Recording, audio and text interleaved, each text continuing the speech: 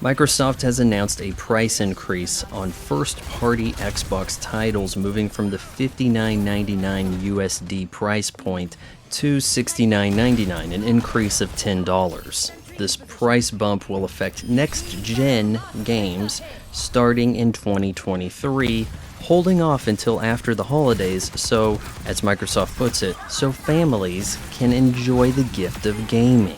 I realize that Microsoft is not the first to do this. I believe EA started the trend, Sony jumped aboard, and now Microsoft realizes they too can get away with it. We're told that capitalism is good for consumers and that mergers lower costs and the savings are passed on to consumers. But in my experience, this seldom happens. Instead, with fewer competitors, it is easier for companies to negotiate advantageous price increases, nickel and diming for previous free services, and worse customer service. I don't believe that Microsoft's efforts to buy Activision Blizzard should be blocked by courts. Sony protests that this acquisition would be unfair to them, but it's not like outside of a baseball game they're willing to let PlayStation titles come over to Xbox. And it's not like Microsoft has any plans to drop releasing Call of Duty titles on the PlayStation. It's just too lucrative of a market to deny. But I can't accept that we're supposed to feel sympathetic towards Sony, a company who chose to have $70 games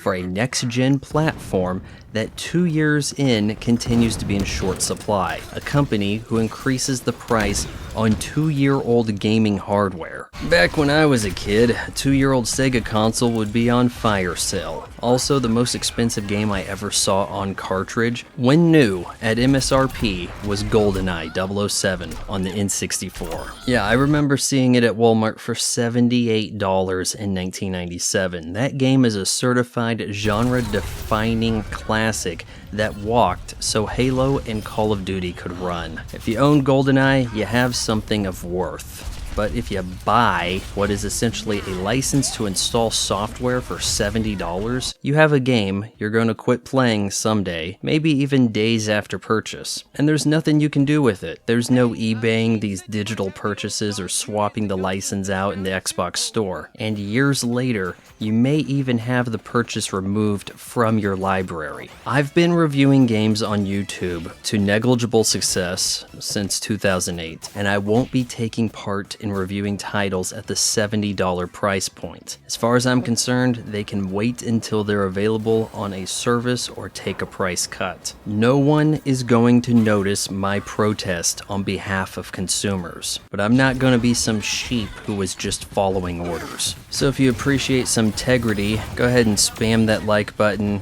share this video, get the message out. Maybe even hit subscribe and ring the bell for notifications, and YouTube might accidentally notify you of my new upload, of which I have 5 per week.